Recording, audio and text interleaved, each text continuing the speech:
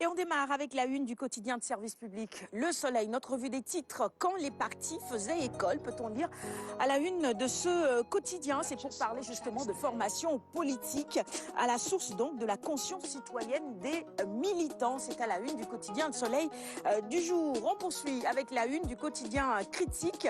Face à la stigmatisation et à la honte, eh bien, les VIP se cachent pour mourir.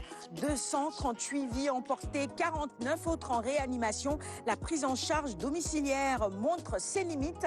Eh bien, c'est ce que constate le quotidien Critique à sa une ce matin dans le cadre de la prise en charge de la lutte contre la Covid-19. Enquête sur le traitement justement Covid-19.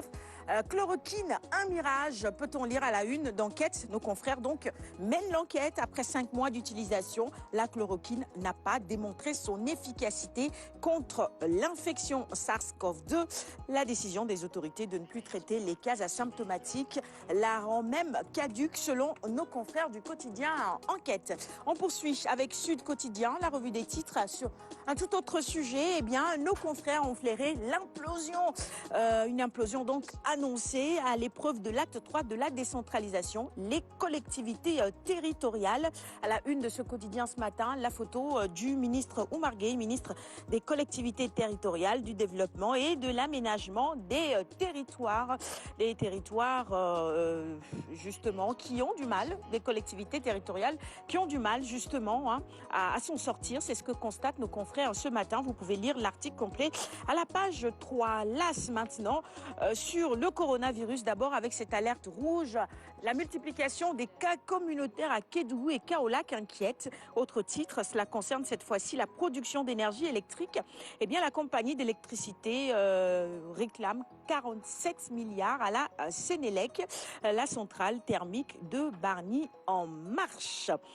Le Témoin quotidien également, avec un tout autre sujet encore, de Leïti à Mansour en passant par Pierre Babacar, la fabuleuse saga des Kama.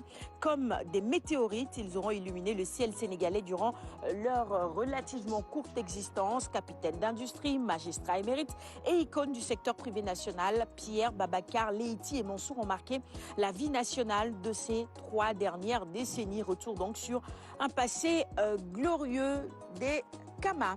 Dakar Times, actualité politique avec à la une l'APR, l'Alliance pour la République.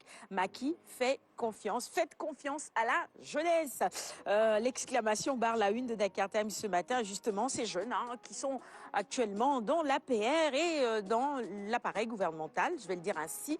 Ils sont donc à la une de Dakar Times. Abdou Karim Fofana, Pape Malik Ndour, Thérèse Faye, Mamadou Ngamnian, Abdou Khafor Touré, Mahékor Diouf, Néné Fatoumata Tal, Biram Faye, Mambaïnian et Pape Mahawa Diouf. On a eu l'occasion de recevoir certains d'entre eux en plateau justement pour discuter sur les sujets d'actualité. Les quotidiens sportifs aujourd'hui, c'est également l'actualité avec les quarts de finale de la Ligue des Champions.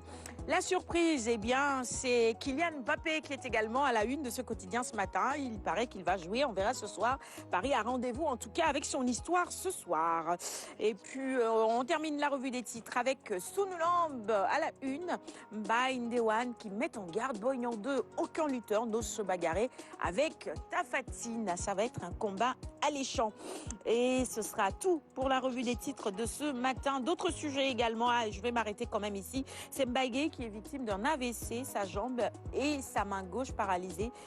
Il ne peut pas s'asseoir et reste toujours couché. Il faut l'aider. Ah, bien sûr, bien sûr. Je crois qu'à l'heure actuelle, le monde de la lutte se mobilise quand même pour être à son chevet. Il le mérite bien. C'est une légende du sport sénégalais, de la lutte plus particulièrement.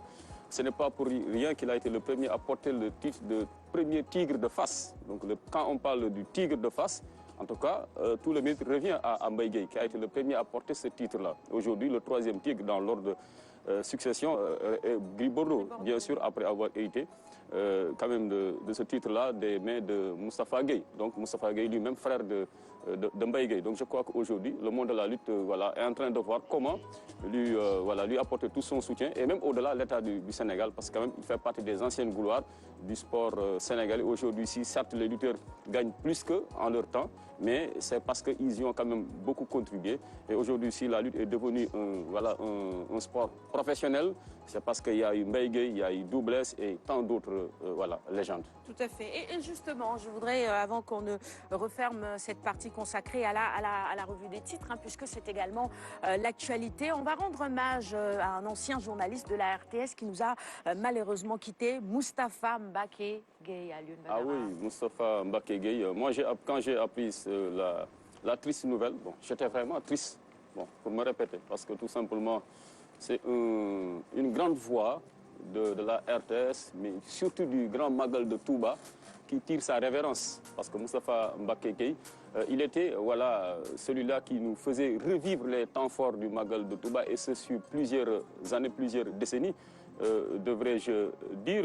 Souvent, on le rencontrait ici, quand même, dans les couloirs de la RTS, en train de patienter, tellement il était humble, pour disposer d'une cabine afin de faire son travail, c'est-à-dire le montage de la page spéciale du Grand Magal de Touba, parce que c'est une demande même des autorités religieuses, tellement il le faisait magnifiquement bien. Et surtout son humilité, je le rappelle encore une fois, qui m'a marqué. Et on le croisait ici. La première fois, en vérité, il y avait quand même une vive émotion qui m'animait, parce que, étant très jeune, j'ai été bercé quand même par sa voix si particulière, surtout à l'occasion de la rediffusion, en tout cas, de la page spéciale du Grand Magal de Touba. Il prononçait tellement bien les noms des grandes figures donc, du mouridisme. D'ailleurs, il y a un ami ici dans la maison, souvent je l'appelle Cheikh Mohamed Fadel, tellement, parce que à la manière de Moustapha Mbacké Gueye. Et il faut aussi rappeler sur le plan professionnel, au-delà de Touba, ici à la RTS, il fait partie des pionniers de la présentation des éditions en langue nationale, surtout Wolof. Et l'autre jour, j'écoutais sur une radio, en tout cas de la place, Reine Marie Faye. C'était quand même une diffusion posthume de Reine Marie Faye qui témoignait et qui disait que c'est avec Moustapha Mbacké Gueye, ils ont été les premiers à démarrer la présentation des éditions en Wolof. Donc pour vous dire que c'est un monument, c'est un grand monsieur qui s'en est allé, qui rejoint son Seigneur. Et à l'heure actuelle, nous ne pouvons que prier pour le repos éternel de son âme. Et j'espère que toute la maison va se mobiliser, bien sûr, en respectant les gestes barrières pour être présent à sa levée du corps. Oui, Reine Marie Faye qui nous a malheureusement également quittés il y a quelques jours de cela. Binta, tu voulais rajouter quelque chose? Dire que les premiers moments du journal en Wolof sur les ondes de la RTS, c'est ces visages-là qui nous l'ont fait connaître. C'est Reine Marie Faye, comme il l'a dit tantôt, c'est Mbacké Gueye. On disait juste Mbacké Gueye. Et parce que aussi, on attendait beaucoup le reportage qu'il faisait pendant le Magal, parce qu'un reporter, il doit connaître ce qu'il dit, la genèse et tout ce qu'il y a comme interaction dans la confrérie. Et lui, il le maîtrisait bien. Et quand il faisait le reportage, on sentait que c'est quelqu'un qui sentait le mouridisme lui-même. Il le vivait carrément. Ouais, il le vivait carrément. Et puis on va prier pour le repos de son âme, présenter nos condoléances à tous les confrères, mais surtout à sa famille, et que Firdausi soit sa demeure éternelle. C'est ça, que Dieu l'accueille dans son paradis céleste. Merci. Je vais offrir les quotidiens à notre invité de ce matin, mais bien sûr, les gestes barrières, c'est important. Se nettoyer les mains à l'eau et au savon, ou avec le gel hydroalcoolique, ou tout simplement... C'est mieux? Ah oui. En ce moment? En ce moment, la situation est compliquée. Il faut s'adapter. C'est ça. Oui, aller en foule, chacun dira pourquoi pas moi, je ne peux pas...